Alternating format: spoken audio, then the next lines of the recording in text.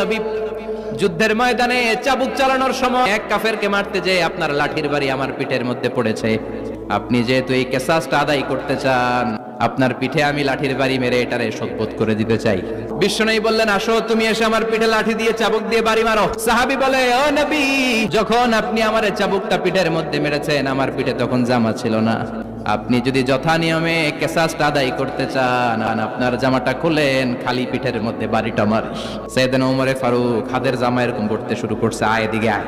বিশ্বনবী বললেন, ওমর থামো, মারতে দাও। বিশ্বনবী উনার জুব্বাটা উপরের দিকে উঠালেন, পিঠের মধ্যে বাড়ি দেওয়ার জন্য ওই সাহাবীকে ডাকলেন। ওই সাহাবী বিশ্বনবীকে পিছন দিক থেকে জড়িয়ে ধরে ওই মোহরে নবুয়তের মধ্যে চুমু দিয়ে ফেলেছে।